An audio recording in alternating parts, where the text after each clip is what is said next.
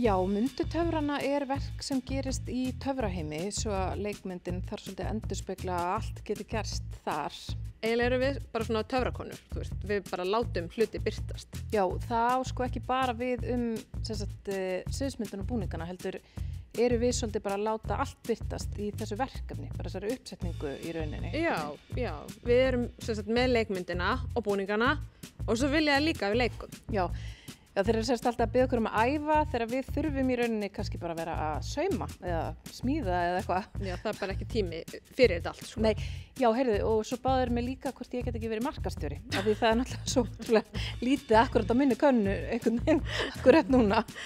Þetta er náttúrulega shit, sko. Já.